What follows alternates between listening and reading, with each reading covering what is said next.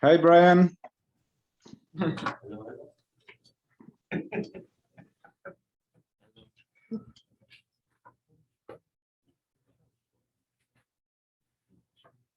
Amsterdam. He's in Amsterdam. Yeah. Well, I'm gonna use the board. So.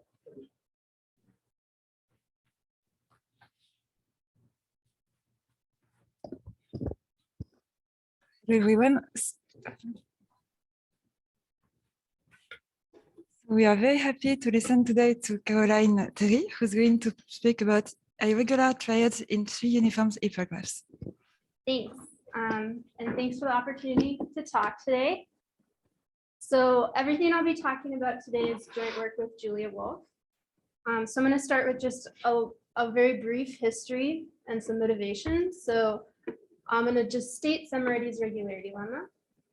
So this says for all epsilon greater than 0, there's some bound m depending only on epsilon, so that any sufficiently large graph has an equipartition of its vertex set into at most m parts, and so that almost all pairs of parts are what's called epsilon regular. So I'm not going to define epsilon regular. How do I? Sorry. That means that the pieces differ in size by at most 1. So it's a partition into pieces of almost all the same size. And then epsilon regular means roughly that the graph between the pairs looks kind of like a random graph of the same density. All right. So I want to talk about kind of tame regularity lemmas, and a nice way to phrase these results is in terms of these things called hereditary graph properties. So a hereditary graph property is a class of finite graphs closed under isomorphism and induced subgraphs. An induced subgraph is just like a model theoretic substructure in the graph language. So there's a fact, this is just a general fact, for any hereditary graph property, there is a universal theory, T sub h, in the language of graphs, so that H is exactly the class of finite models of T. So you can define it in this like semantic way, or you can define it syntactically like this. So then I'll say a hereditary graph property is stable if and only if the edge relation is stable in every model of the theory. So by compactness, this means that there's a K, so that for every graph in the class, it's K stable, the edge relation. I'm only talking about quantifier free, just the edge relation, because we're looking at finite things now. All right, so in this setup is nice because it allows you to give a very clear kind of dichotomy for the stable hereditary classes in terms of the behavior of the regularity lemma. So if H is a hereditary graph property, then the following are equivalent. H is stable, or there's quote no irregular pairs, which means formally that for all epsilon, there's an M, so that every sufficiently large graph in the property has an equipartition of its vertex set, and so that every pair of parts in the partition is epsilon regular. So right, so I guess, and if you're not familiar with the regularity lemma, I'll just remind you at this, like the statement of it says, in general, you can ensure that almost all of the pairs are regular. So the difference between that and this is that this says all the pairs are regular. So 1 implies 2 is the Maliar-Shellock stable graph regularity lemma. And 2 implies 1 follows from the kind of folkloric fact that you take a very large half graph, which is essentially just a large order property with respect to the edge relation, then any attempt to make a regular partition of that graph will have to have irregular pairs. So that was a fact that was known kind of in the combinatorics community since like the 90s. And then the converse is the model theoretic result. All right, so I think this is a really nice way to look at this type of theorem because it makes it easier to ask for a converse of the tame regularity lemma like structure theorems. All right. So we want to talk about results of this flavor in the setting of 3 uniform hypergraphs. So I'll tell you what these are. So given a set V choose 3 just denotes the set of size 3 subsets of the set V, of the vertex set. So it's just distinct triples from V. And a 3 graph, which is short for 3 uniform hypergraph, is going to be a pair V comma E, where E is a subset of the triples. Right, so this is how maybe a graph theorist would define this. Since I'm talking to a bunch of model theorists, I will also say that a 3 graph is a structure in the language with a single ternary relation symbol, in which the relation is symmetric and irreflexive.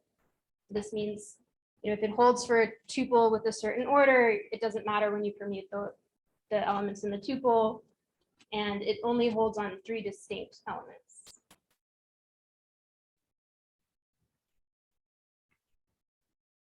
So then a hereditary 3 graph property is a class of finite 3 graphs closed under isomorphism and induced sub-3 graphs. And again, an induced sub-3 graph just means a model theoretic substructure in the language, in this language. Okay, and so again, this thing about the universal theories and the hereditary classes, this is a really general fact. So you can show that given a hereditary 3 graph property, it corresponds to a universal L theory in the sense that H is a class of finite models of T.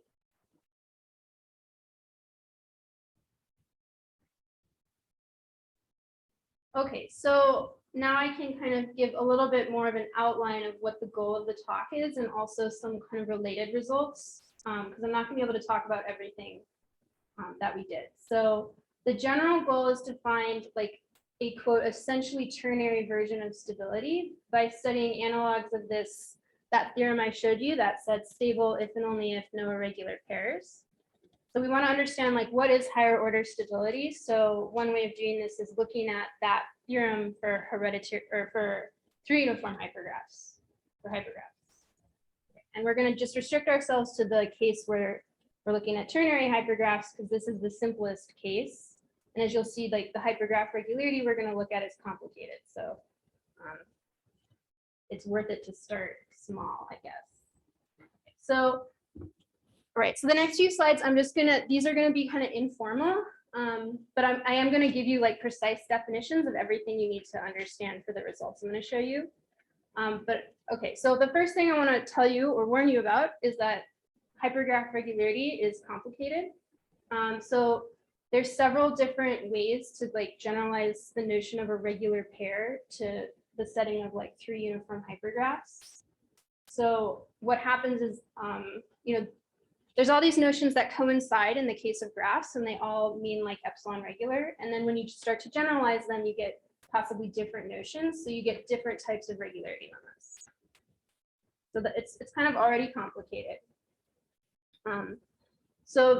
Okay, and so then there's also been results in literature about tame regularity lemmas for hypergraphs. So I want to just say a little bit about that. So there's results for like the stable case by Ackerman, Patel, and Chernikov and Starchenko, and then also for the NIP case by Chernikov and Starchenko, and then Fox-Poksuk. So these are these are not what I'm going to talk about today because they're related to so one of these other notions of regularity that I'm not going to talk about. So there's a notion of quote like weak hypergraph regularity, and that kind of corresponds to the structure theorems obtained in this prior work. And the tameness conditions where these that are relevant here are kind of based on kind of model theoretic notions which are in some sense binary. So like stability is defined in terms of like pairs, and same thing with knit. Okay. So somehow there's a correspondence between these notions and this other kind of regularity. Okay. So it did turn out like if you start asking these questions about the hereditary classes and like you ask for characterizations, we actually ran into some open problems for the converse of these types of structure theorems. So we have some results, and there's also some open problems that are just still open here. So those are actually really nice problems, I think, but I don't have time to talk about everything today. So if anyone ever wants to invite me to give a talk now, I would love to tell you. So, all right.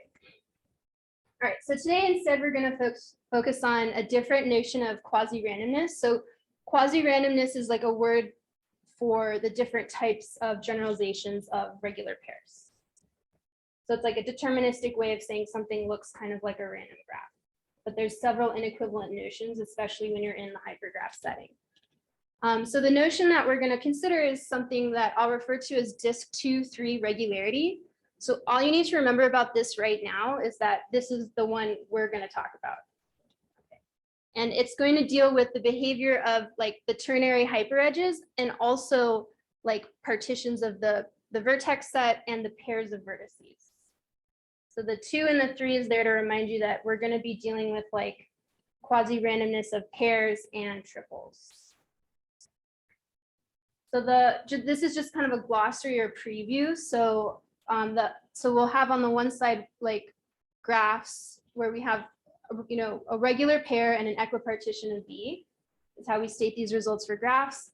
And in the 3 graph case, we're going to have in the hypergraph case, we're going to instead have something called a decomposition, which I'll give you a precise definition of, and something called a regular triad, which I will also give you a precise definition of in a few slides. So I'm just previewing.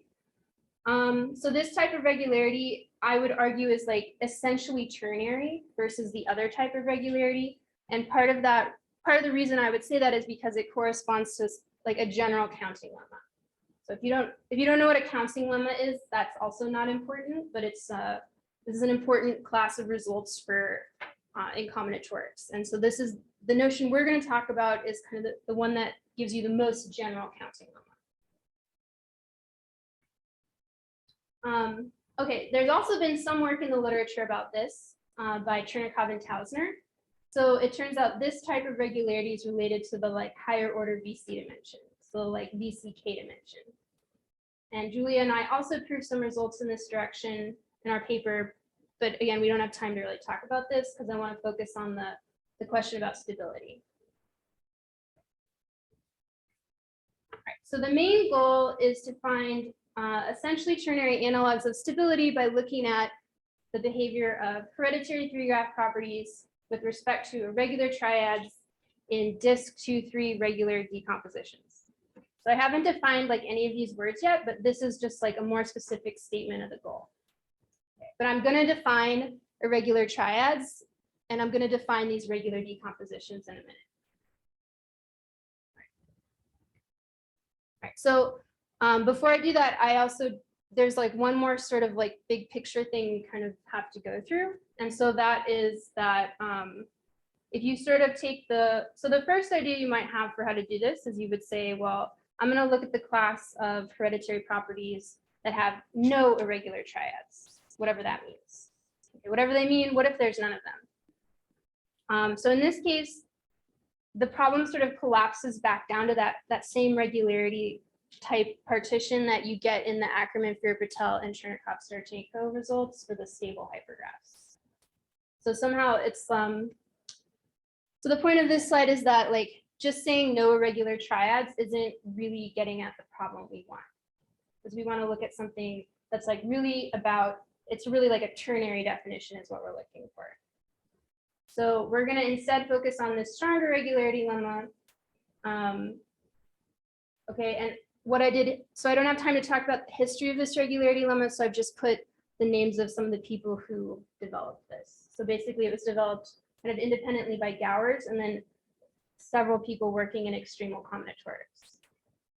So this was, I also want to kind of just, in case people aren't familiar with this is just like a really important development in combinatorics in the last 20 years. So.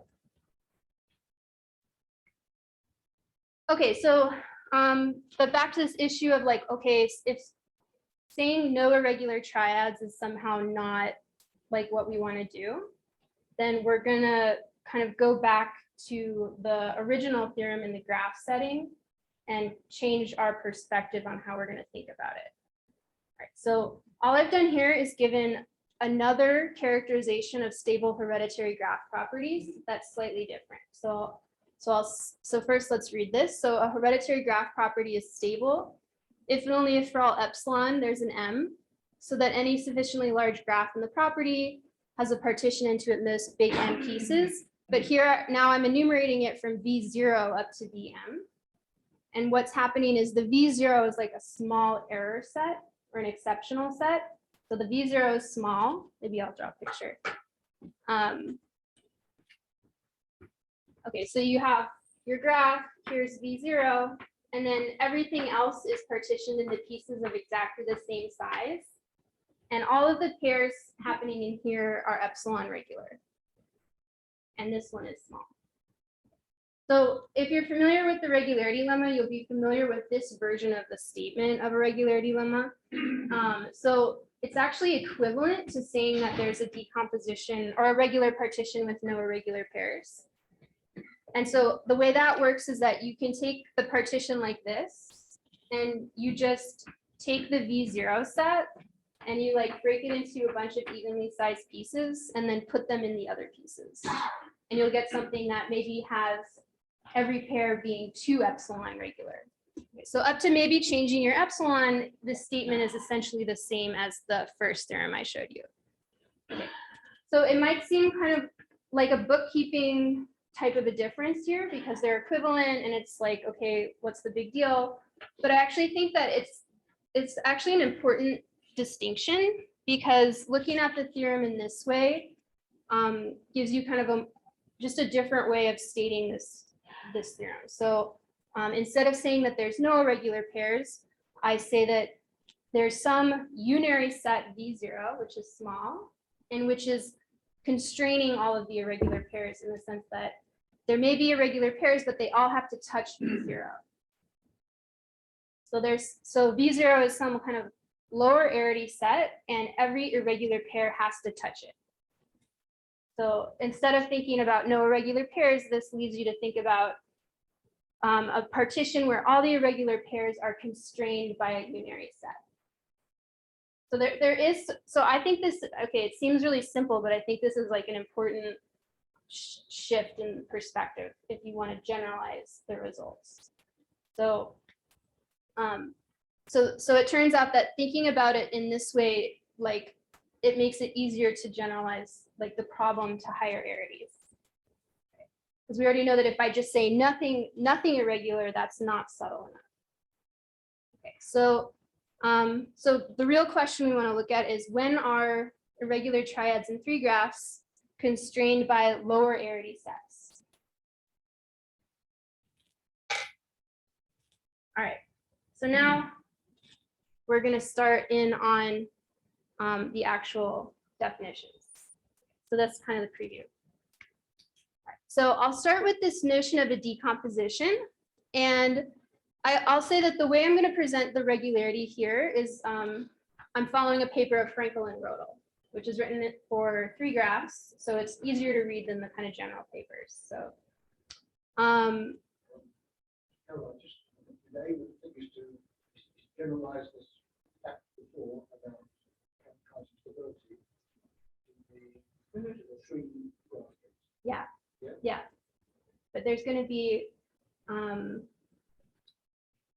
yeah, and I guess I meant to say this on the last slide, but something that comes out of looking at it in terms of like constraining the error sets with the lower order type sets is there's going to be there's more than one way to do that. So there's like more than one higher order stability probably. And again, the lower order stuff is that the regularity theorem. The exception is set normally is a family of pairs. Yeah. Yeah. Yeah. Okay. Yeah. And that section is set now is just inside V0. Right? Yeah, or it's the set of pairs that all are coming out of V0. All right. So I mean, and I can give you a preview that like we're going to constrain the triples using pairs, for example. That's one way you can decide to do this. So, okay. So, all right. So then okay. So the idea behind this, so now I'm getting into the technical definitions. So just so, you know, I guess prepare yourselves. We're really going to do hypergraph regularity now.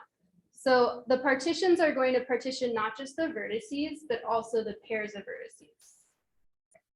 So a TL decomposition of a vertex set will consist of a partition V1 through VT of the vertex set, and then for each IJ, for each VI, VJ, a partition of the pairs between VI, VJ into L colors. So to help us keep track, I'll refer to the edge partitions as colors and the vertex pieces as partitions. So, so we can draw a picture if you use colors. Okay, so the idea is that like you have V, and then you first partition the vertex set, and then between each pair of pieces, VI, VJ, you also partition the things going in between into different colors. Those aren't the actual edges. No, there's no hypergraph, right? This is the generalization of a partition. Okay. Yeah. All right, so I'll refer to the vertex partition as P vert and the edge partition as P edge. The edge colors as P edge. So there's two components to decomposition, which has, part of it has to do with the vertex set, part of it has to do with the sets of pairs. They're not edges of anything, they're sets of pairs. All right, so I want to give you an example. And so the examples I'm going to be giving you are also. Caroline, why doesn't the order matter? You have VI times VJ is something, but VJ times VI could be something. Well, okay, so I did this to not confuse the model theorists, but normally I would have written it as a set of unordered pairs. Yeah, okay. So it's not VI times VJ, it's really the set of sets of size 2. Sure, so maybe I should have written for each I strictly less than J, for example. Okay. I was hoping to just sweep that by you guys. Just another question. Can you do this with a part-type case too? Yeah, sure. You have 3 steps. Yeah, sure, you could do it that way. Okay, so right, so I want to show you examples, and I also want to let you know that I've chosen the examples sort of as a preview or to start getting you thinking about like what I'll be talking about on Wednesday. So on Wednesday, I'm talking about kind of the results that really motivated all of this work. Okay, but I'm doing them in kind of backwards order because I think it's a little bit easier to start here. Okay, so as an example of a decomposition, I'll take V to be this FP to the N, where P is a small fixed prime and N is very large. So then I can partition the vertex set according to, if you give me X, I compute its dot product with itself. And then I partition everybody according to what that outputs. So I get a set Q0 of the things whose dot products with themselves is 0 up to P minus 1. So given this dot product, I naturally get a partition of the vertices. But obviously I can also get a natural partition of the pairs by partitioning according to the dot product the pair makes. So if you give me like A not equal to B, so I get a QA and a QB from the partition, I'll partition the pairs according to what value their dot product takes. Sorry? It's dot product. Dot product. Which is what? I mean, it's a dot product, like in a vector space. Yeah. Okay, or you could do this with any like symmetric bilinear form. Okay, so anyway, but the point is that like I have this natural operation lying around and I can use it. It kind of naturally gives me both a unary and a binary partition. Yeah. All right, so that was just the generalization of like partition. And now we're going to do the generalization of an equitable partition. So now we want to have a partition where things all have kind of the same size, or decomposition. All right, so there's going to be 2 additional parameters, an epsilon 1 and an epsilon 2. And okay, so the first condition is that the vertex partition is an equipartition, meaning for any pair of pieces, the difference in size is at most 1. So they're evenly partitioning the vertex set. Okay. The second one is going to say that almost every pair X, Y in the vertex set is contained in one of the edge colors, Pij alpha, so that Pij alpha is both epsilon regular and has size epsilon2 regular and has size approximately, the size of Vi times size of Vj divided by L. So if there's L colors and everything was like literally partitioning in an evenly sized way, they would all the Pijs would have that size. You said you want to find epsilon regular, right? No. So it just, it means that like if you take subsets of Vi, Vj, the density of the pairs in Pij hasn't changed much. And regarding this picture you drew over there, how is this in equitable partition? You say that it only differs by one element. Maybe you added 4 elements. Over there. That's the definition. Okay, so do you mean over No, on the left one, the middle one. this one? Yeah. Okay, so you can make these all equal because this is like, you just have to bound this one by epsilon n. Okay. So, but when you redistribute it, you may not have equally sized pieces. Right. Because there's like a divisibility issue there. Okay, but so does this make sense though about why this is like 1 over L here? So there's L colors. So like over here, like let's say this was one of these decompositions. And the blue one is like Pij1. I want that to be like uniformly distributed. So I want it to be epsilon2 regular, but I also want it to be kind of as if it was like evenly partitioning this with the other colors. So if all the colors had the same size, you would expect this to have size like one third of all the pairs. So Pij is a subset of Pi plus Vj. Yeah. So maybe this is And the size of it is divide by the number of the number colors. of the first partition. Yeah. Yeah. They're an equipartition. So Well, they all how have the same size. you're not saying Look that at for part one says that this is an equipartition of the vertex set. Sure. Yeah, But the theorems will bound the size of the partition. I'm only defining an analog of an equipartition of a vertex set for hypergraphs. Can you run? What is L? Remind us what L is. L is the number of parts you're partitioning the pairs into. Total number, Total number. not based- not depending on L. No. So in between each ij, you use the same number of pieces, but then you kind of put them, so you've got like, you'll have Pij alpha for alpha from 1 to 3 over there.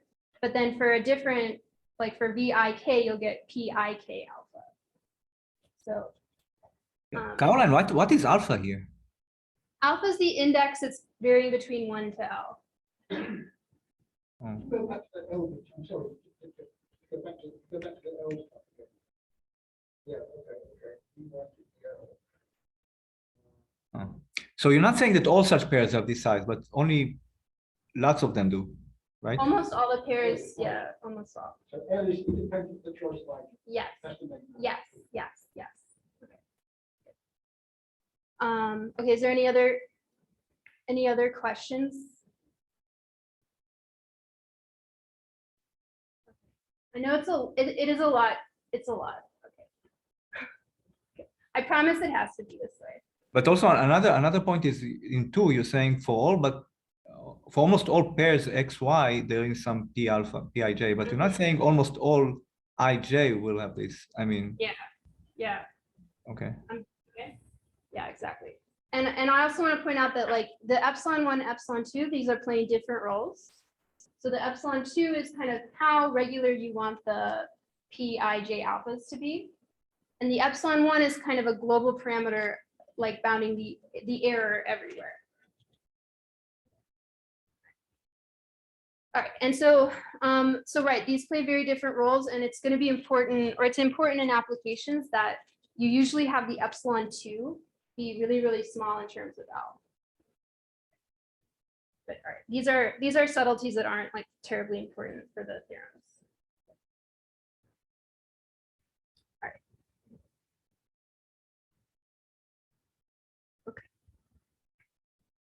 So, all right, so now, okay, this slide is about something called a triad.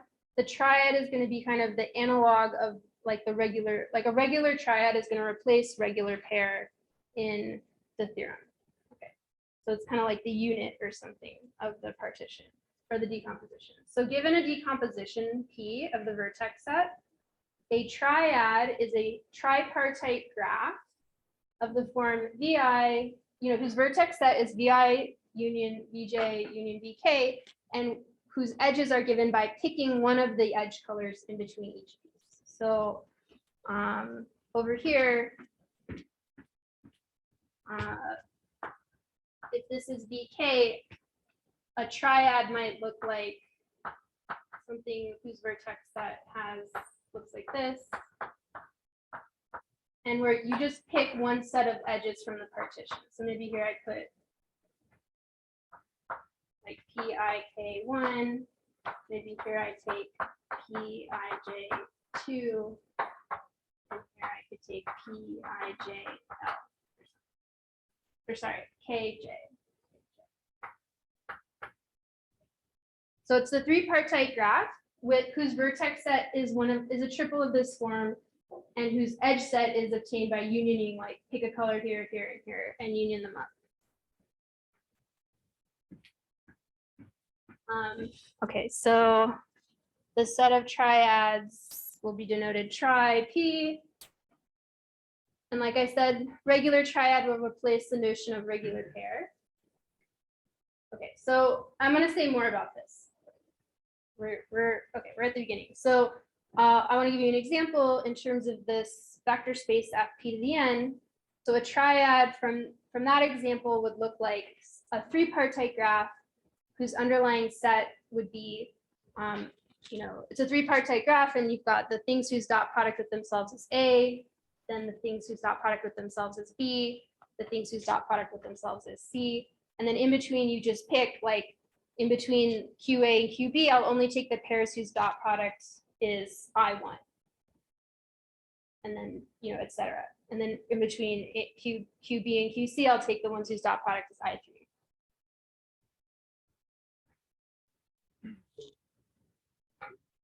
Why can't I say the collection of all the triples? No, it's a What? collection of pairs. That's a good question. Yeah. What? So like PAB is a set of pairs between QA, So it's Q. not a three graph. It's not a three graph. No, it's not. Sorry. Yeah, that's a great question though. Because on the next slide, we're going to look at the triples. Yeah.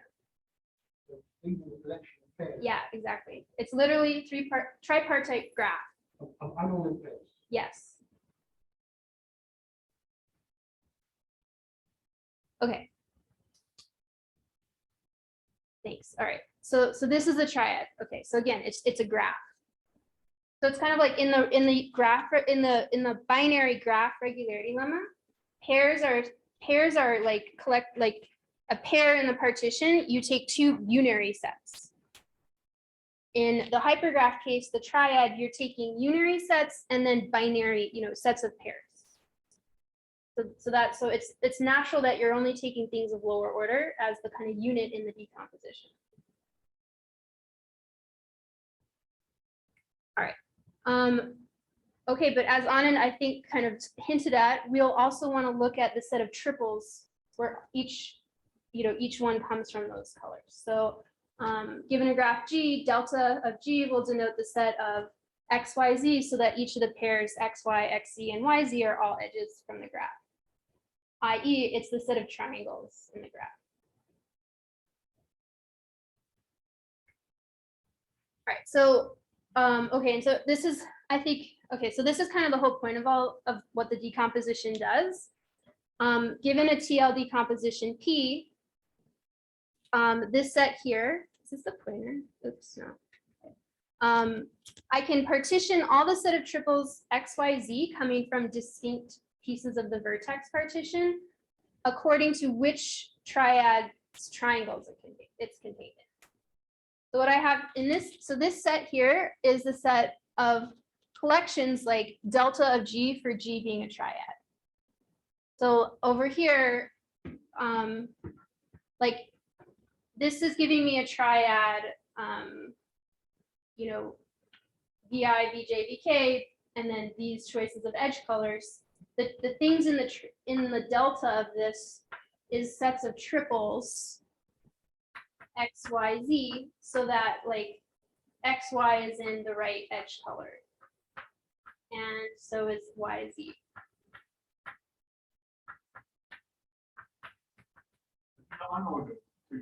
Yeah. I mean, okay, so this is because, I mean, I tend to think of all of this using kind of combinatorial conventions where they look, hypergraphs are unordered. But I think it's kind of a superficial distinction. So, but yeah, so we're looking at unordered triples. But because it's three-partite, like you kind of would know where everything is. All right, so does that make sense? So it's like, the reason you're partitioning is because if you give me a pair of a triple of vertices who are in a different like VI, VJ, VK, they have to have some edge colors, which means they fall in the triangles of one of the triads. So maybe, so like over here, if you give me some arbitrary X, Y, Z, to figure out which piece of the partition it falls in, I would figure out which color is this, which color is this, which color is this, and it will be in delta of whatever G triad corresponds to those colors.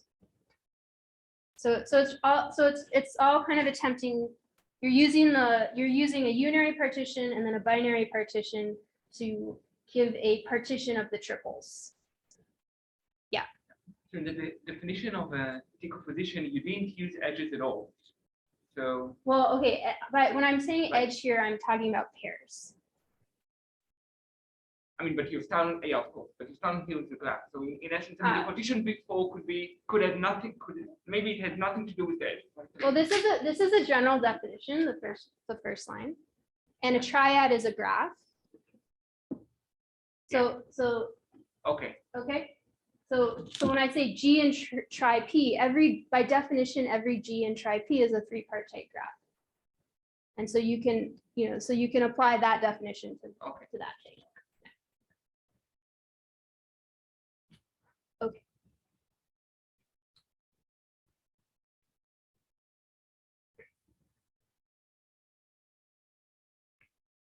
Okay, so let's go back to our example where V is FP to the N.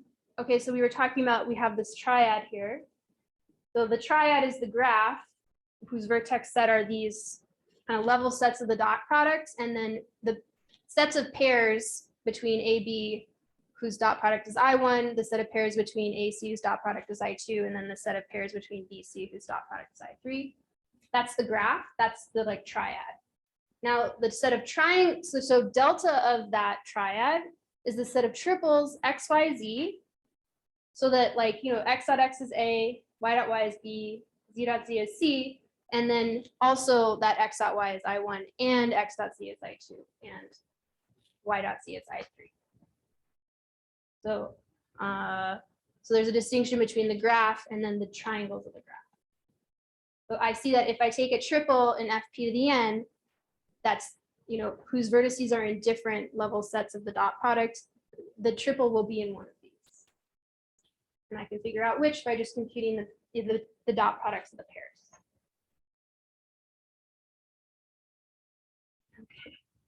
Okay. Are there any questions? I know this is a lot of definitions. So.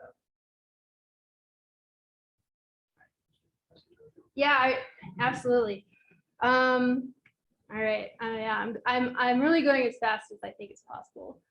All right, so I haven't yet told you what is a regular triad, so that's the next step. So now I'm gonna have two parameters, an epsilon1 and epsilon2, and I have a 3-graph H, so this is a hypergraph, and then I have a tripartite graph G with whose vertex sets contained in the vertex set of the hypergraph. So we're going to apply, I'm going to give you this a definition in this context, but you should think of G is a triad. So this tripartite graph, B1, B2 are distinguished things. Yeah, I'm just giving you a definition for any pair HG like this. So when you say tripartite, we want to do No, a tripartite graph is one where there's no edges. There's a partition of the edge set into 3 pieces. It's 3 colorable. So there's a partition so that there's no edges in between the inside of the pieces. Yeah, sorry. Yeah. Okay. So yeah, I think that's a terminology difference. Yeah, sorry. Yeah. Good point. All right. So so the informal definition is going to be that, so the triad, I'm just going to call G a triad. Okay, so this will help. So the G is a tripartite graph. A triad is going to be a tripartite graph. So, okay, you could essentially think of this as a triad eventually. Right, so G is going to be epsilon1, epsilon2 regular with respect to the hypergraph H. If G is both quasi-random, meaning like epsilon regular, so like meaning all of the edge colors involved with G, or sorry, I don't have edge colors. All of the pair, like in between V1, V2, V2, V3, and V1, V3, G is going to look like an epsilon regular graph, epsilon2 regular. I'm going to give you the precise definition too, don't worry.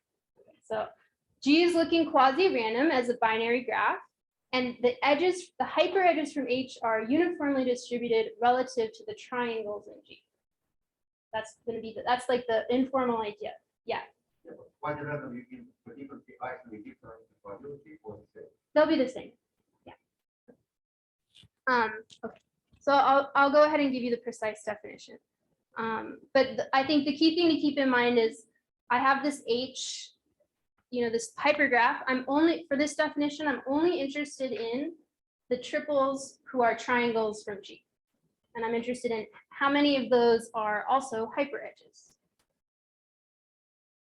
So for that reason, I'm going to let D be so what I have here on the left, this is the number of hyper edges that sit atop a triangle in G.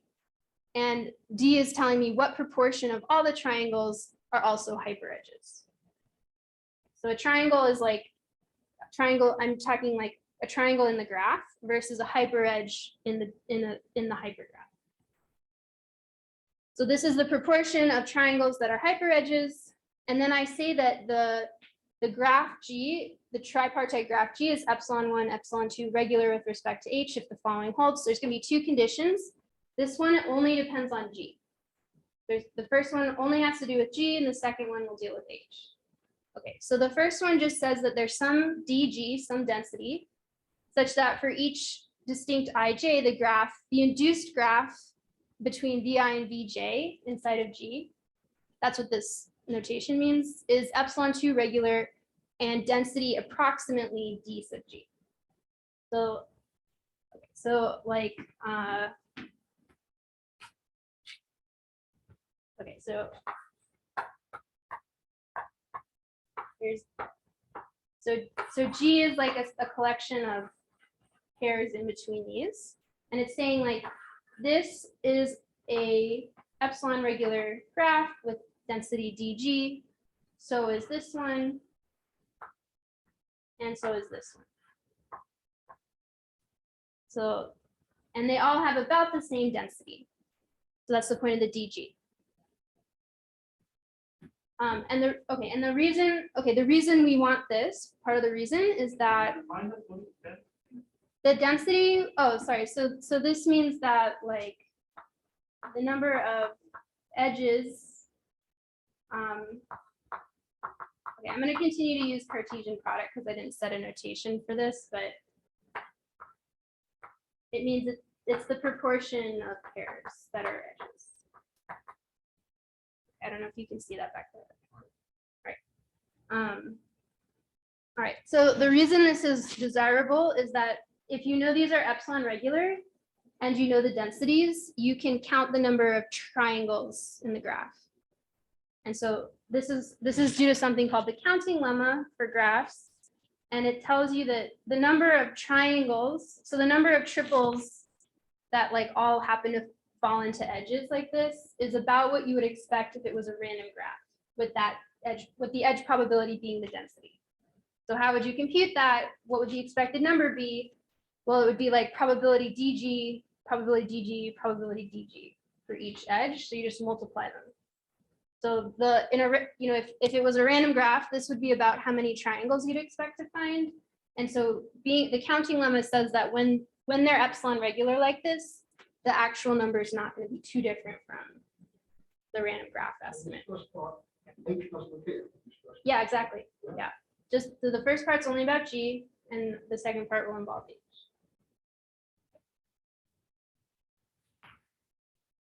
Okay. All right, so the second part, this says, okay, and I told you this triangle estimate because it comes up right here. So the second part says that for every non-induced subgraph of G, meaning for every time you like take a subcollection of the vertex sets and a subcollection of the edges to get a G prime, if you look at what proportion of triangles from this subgraph are also still edges in H, that proportion doesn't change much from the original. So right here I have, so What does for it mean every then? non-induced, What does it mean, non-induced subgraph? it means that you obtain it by taking a subcollection of vertices along with the subcollection of the edges. So it means not necessarily induced. That's what it means.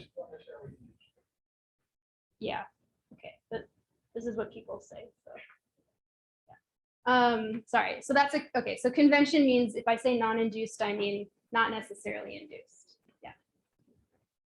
I mean, I guess a graph theorist would just write subgraph, but that's, I think, would have been a mistake, so. Right, so again, okay, so for every possibly non-induced subgraph G prime of G, what I have here, this is the number of hyperedges that sit atop a triangle from G prime, the subgraph. This is D times the number of triangles in G prime. So if the density hadn't changed at all, I would expect this to be 0. If the density on the triangles of the new subgraph was exactly the same, this would be 0. Okay, so I'm not going to say that it has to be 0, but I'm going to say that it has the discrepancy between these isn't too large. So it's bounded by epsilon1 times this quantity, which I think is like kind of more informatively written as epsilon1 times the number of triangles in the graph. What is D here? Which D? The D is defined up here. It's the proportion of triangles in G that are hyperedges. Oh, okay, right. So this is like saying it's regular, like the same density. Okay. Mhm. Yeah. So it's analogous to like in the definition of an epsilon regular pair, you say like for any two subsets of vertices, the density of graph edges won't change. And now here we're saying for any subset of vertices and subset of pairs, the proportion of hyperedges doesn't change. So it's roughly analogous.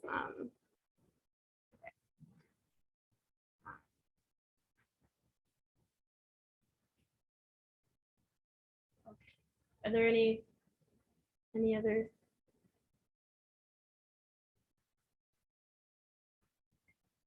It's definitely a lot to digest, I think, especially if you haven't seen it before.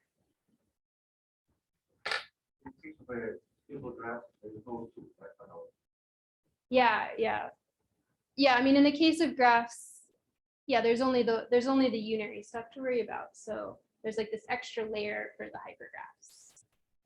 And lucky for you, we're only talking about 3 uniform hypergraphs, because if you go to even higher arities, you're going to have to talk about all of the way up. So, all right. Okay, so so now I'm going to tell you the actual regularity lemma. So I'll now tell you what a regular partition is. So the setup is going to be that H is a 3 graph, and I have a T, L, and an epsilon1. And now I'm going to so we're going to look at functions epsilon2 from n to 0, 1, because we're going to want the epsilon2 parameter to be very small relative to the L that gets chosen. So this is a subtlety that's not like super important for us to focus on, but I think we should, I just want you guys to be aware of that. It's usually how it's stated. So then I'll say that, so the epsilon2 from now on is basically always going to be a function, and then we'll replace, the epsilon2 in the definition with epsilon2 of L, where L is the number of edge colors. So we say that P is epsilon1, epsilon2 regular for H if all but at most an epsilon proportion of the triples are in a triad, which is epsilon1, epsilon2 of L regular with respect to the hypergraph.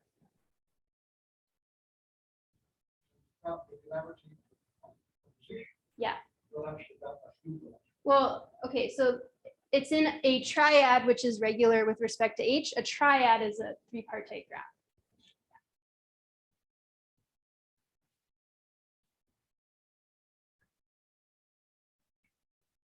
Right, so now I can finally state the regularity lemma. So this version is due to Frankel and Rodel. So it says for any epsilon1, epsilon2, a function, and any lower bounds T0, L0 you want on the partition pieces, the number of parts. There's other bounds, big T, big L, so that any sufficiently large three graph, you can find some T in between little T0 and big T0, some L between little L0 and big L, and a TL epsilon1, epsilon2 decomposition, which is also regular in the way you want with respect to the graph.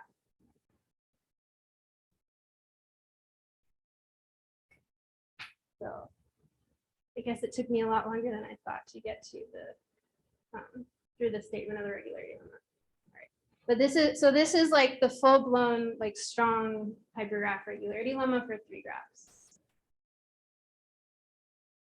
So epsilon2 could just be constant and then it will. Yeah, it could be a constant. To really get what you want from this, it usually needs to be like, 1 over L, 1 over L squared, something like that. Where the exception is. So that's the thing. I mean, so you have so you're partitioning all the triples into the triads. Some of them are regular and some of them aren't. And what the definition is saying is that almost all the triples are in a regular triad. So you don't know where those triads are. You just know that they're not taking up very many triples. Regular. No, this one right here. Oh yeah, on the previous. No, this one. Yeah, right here. Yeah. Why did you follow well?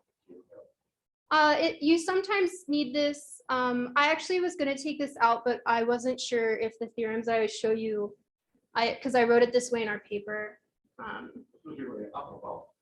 Yeah, sometimes you want to like start with a different partition and then refine.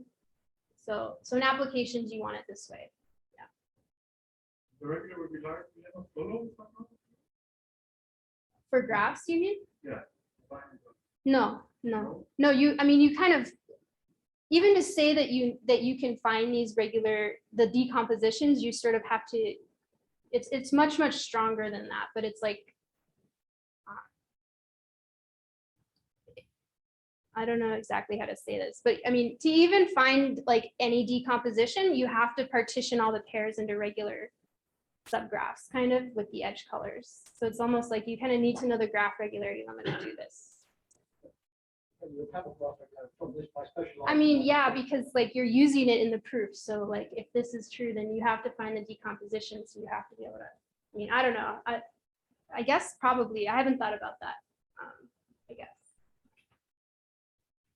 Okay, so to save us all a little bit of trouble, as shorthand, I'm gonna say, instead of saying all of this stuff with all of the parameters, I'll say instead, for all epsilon1 and epsilon2 a function, all sufficiently large three graphs H have an epsilon1, epsilon2 regular, epsilon1, epsilon2 decomposition of bounding complexity. So from now on, when I write it like this epsilon2 I'm implicitly having as a function. All right. So, okay, yeah. All right. So now we can finally like state some questions. All right. So the question is, all right, I have the regularity lemma.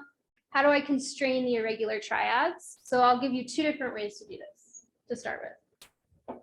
Okay. So suppose H is a three graph and I have P and epsilon1, epsilon2 of L regular decomposition of V. I'll say that it has binary error with respect to H if there's a set of pairs gamma. Okay, so maybe I'll also draw a picture. So there's a set of pairs gamma in the index set T of the vertex partition, such that every irregular triad will be contained in like VI, VJ, VK for where one of those pairs is in the gamma set. So what it means is like, okay, so my decomposition decomposes the vertex set into pieces. And it also decomposes the pairs. And then gamma is like a collection of pairs of these. And we'll say it has binary error. If anytime I find an irregular triad, it has to use like two of the blobs in a pair from gamma. So every irregular triad is touching some of a pair from gamma, basically. What is T? T is so TL decomposition means that T is the number of pieces in the vertex partition. Yeah. Not that you were supposed to remember that. I tried. Yeah, no. Okay, so this is one natural way to constrain the error set using a lower arity set. So this was like the first definition we studied for a long time. And then later we started looking at the second one, which I'll call linear error. And okay, it won't become totally clear why I've called it this until Wednesday.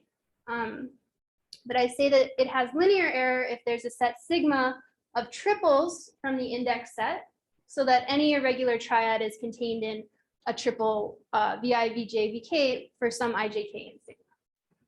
And so that sigma is small. So draw a different picture.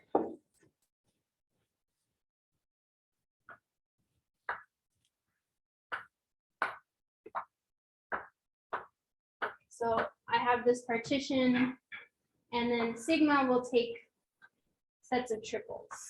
Okay, so this picture is a bit misleading because it shouldn't take a large proportion of the triples, but it takes some of them.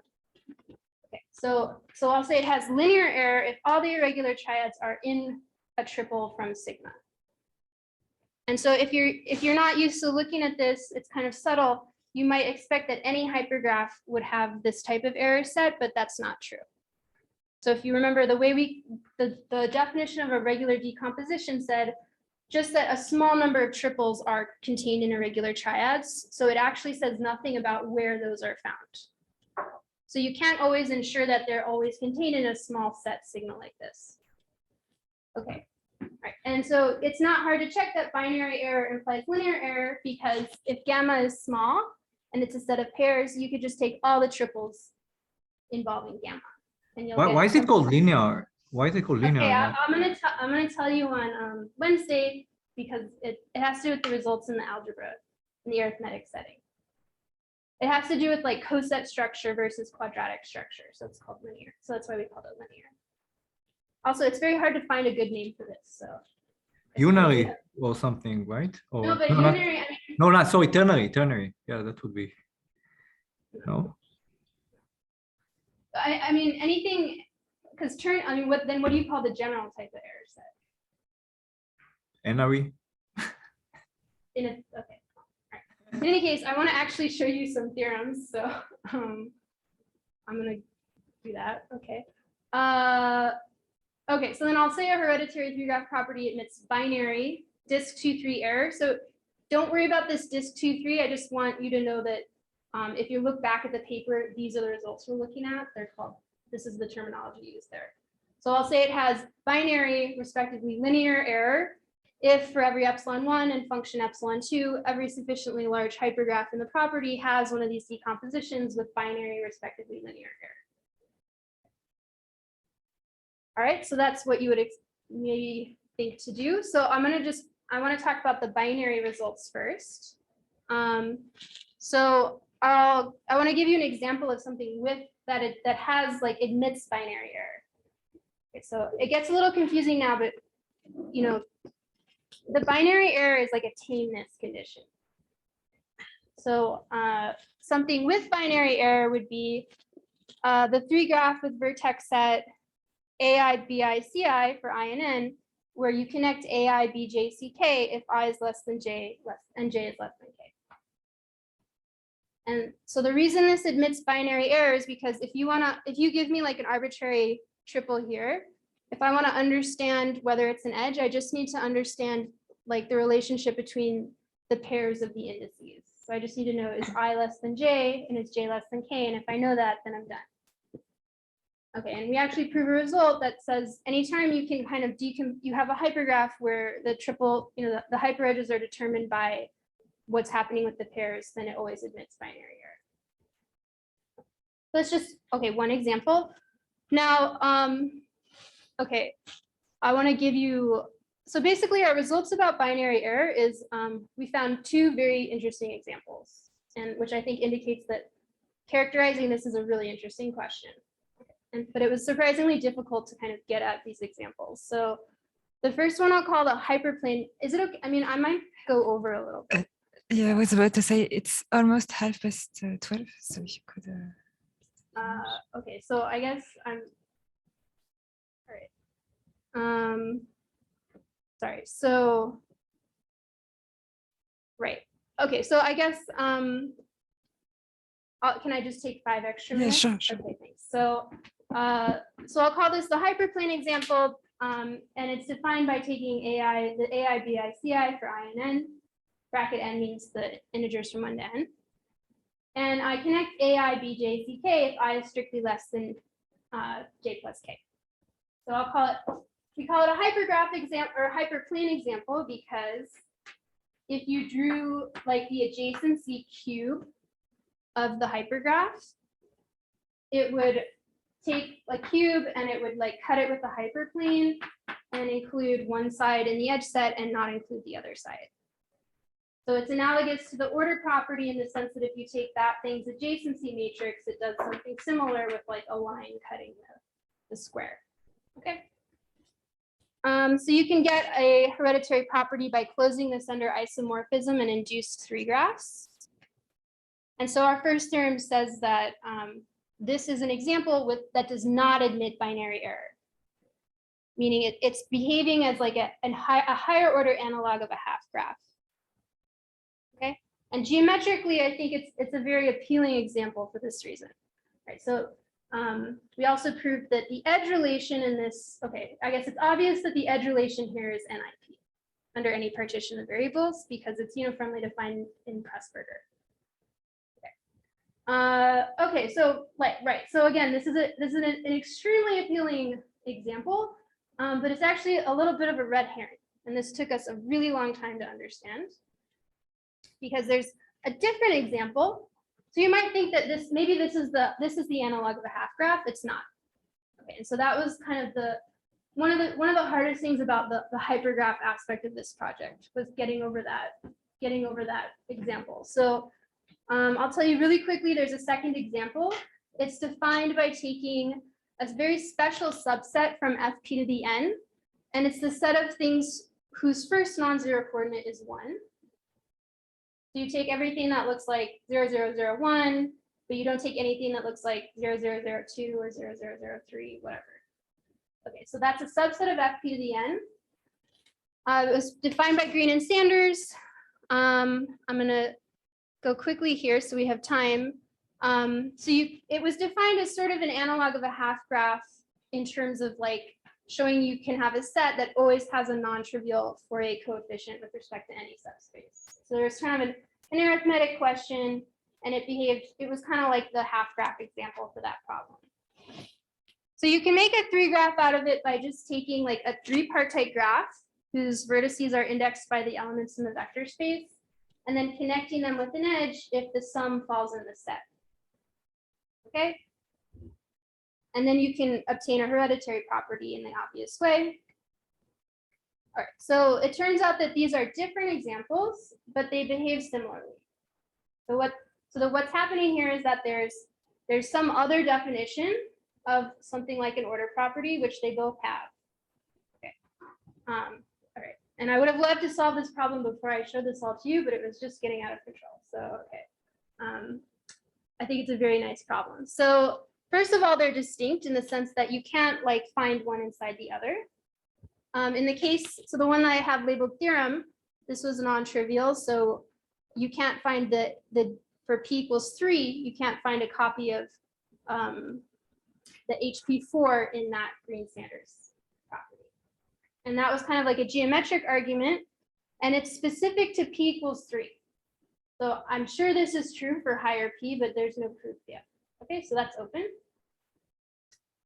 Okay, it's less hard to go in the other direction. So the point is, like, it's not like one of them's the half graph. Okay, because you can't embed either in each other.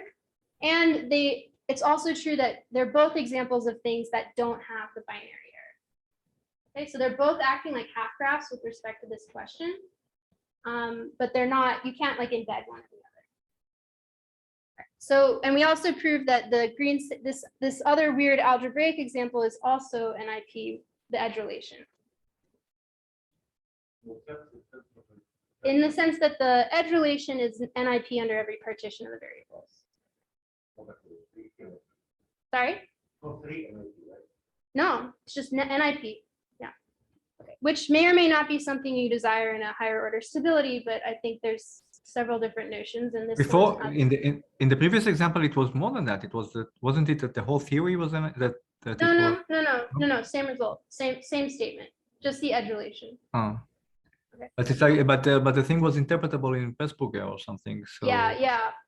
Sure. So, I mean, I don't know. I think that probably whatever this is living inside is also NIP, but we didn't prove that. We just proved this statement.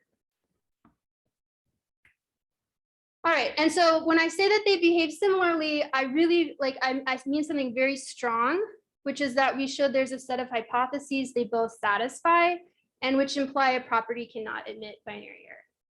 Okay, so the proofs were very similar to start with, and eventually we were able to like combine together and prove it all at once. Okay, so I think the set of hypotheses is very interesting too. So I think there's clearly a theorem here, and I think it's going to be really interesting, whatever it is. Okay. All right, so I'm out of time, so I will just tell you that we completely solved the question about the linear error. So we found the characterization of when a hereditary property has the linear error. So I'm already over time, so maybe I'll just postpone this because this is the property that is really related to the work in the arithmetic setting, so I can tell you what it is on Wednesday. So that's the end. So thanks for listening.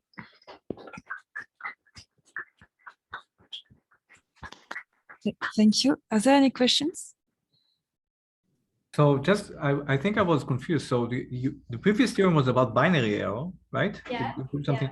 And now you're saying there's another theorem about linear error, Yeah. which is, what's the difference So- between these two theorems? One, you said one is completely solved and the other one isn't? Or can Yeah, you- so I mean, this theorem says like you have the linear error if and only if you omit some combinatorial definition I haven't told you. So this one we solved in its entirety. The other problem we gave two like different examples and kind of a result about them, which I think would probably be relevant to a proof, so a resolution of that problem. So we don't solve the resolution means giving like if and only if, but you did do Yeah. one direction, right? That's what you Yeah. did do. So we give examples of things without the binary error. In Not the only example, you linear- said there's a set of hypotheses that would imply that. Yeah, but I didn't say that. I said that if something has the hypotheses, then it can't have binary error. It's not an if and only. Oh, yeah, exactly. It's a set of sufficient conditions, which I think are like probably combinatorially relevant to whatever is actually the characterization. Does that make sense? So what would the solution be like? What would the solution be? Well, it's open. I mean, No, I mean, what's the ideas. question exactly? What is the question? The question is, give a combinatorial definition so that a hereditary property admits binary error if and only if it omits that combinatorial configuration. Oh, okay. So Yeah. it's okay. Go back to the last slide.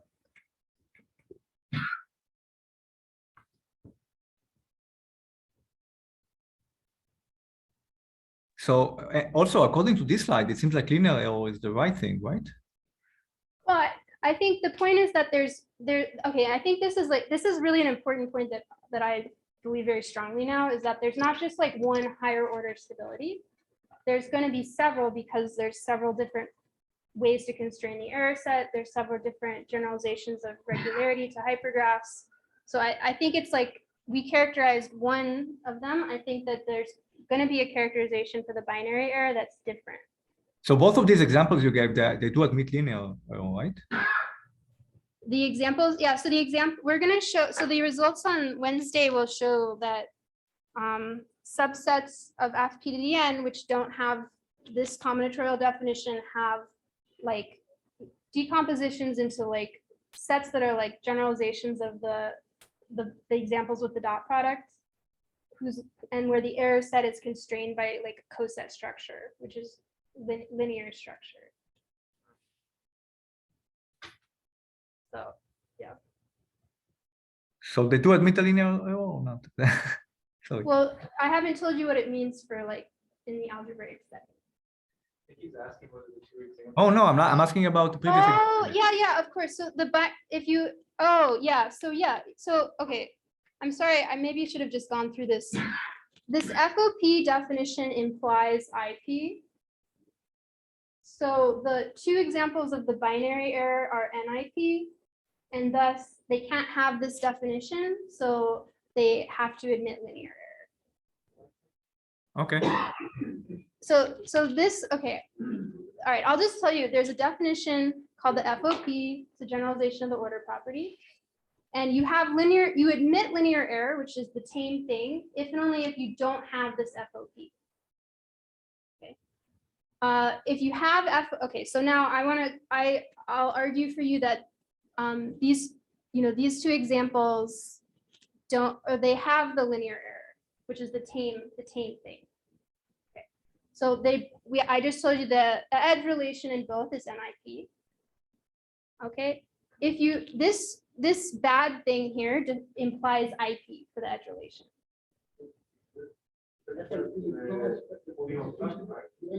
For the edge relation. Sorry?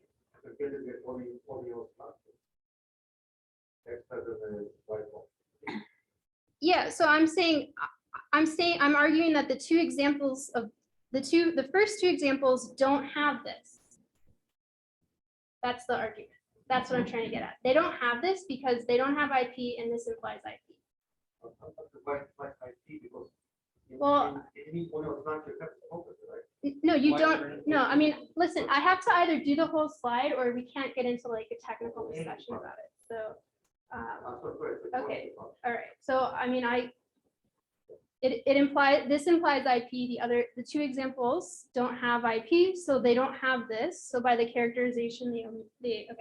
Again, IP means For the edge, any IP for a tree graph means that there's a partition of the variables so that that graph has IP. okay. Yeah.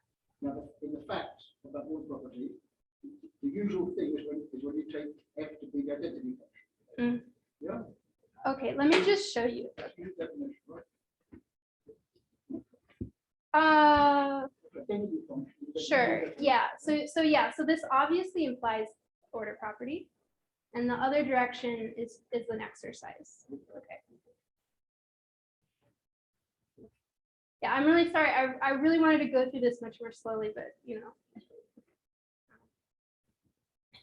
And then one last question, Caroline. So the point of the previous examples was to show that this other notion of stability, even though they look like they're stable, they're not. That was the point, right? They're not in this sense of this FOP.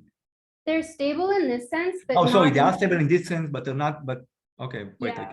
Okay. So if there's like binary error stability, then they're not stable like that. But if there's also linear error stability, they are stable like that. Right. Right. And it's counterintuitive or something but the idea is like there's different ways to be like essentially ternary. So like this is essentially ternary in a certain sense, which I won't get into because we're not like getting into this. But so even though these are both like NIP, they're still essentially ternary because of the group operation you have around. So there's something about that, the group operation that's essentially ternary that's preventing you from admitting this like binary error. So there's different ways to be essentially ternary that can mean different things. And so you get these different types of definitions.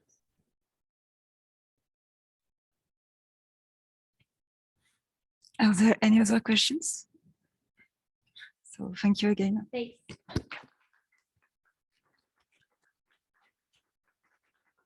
So there will be the part 2 of the talk on Wednesday, and Friday there will be a special session at noon with Alex Slobodski.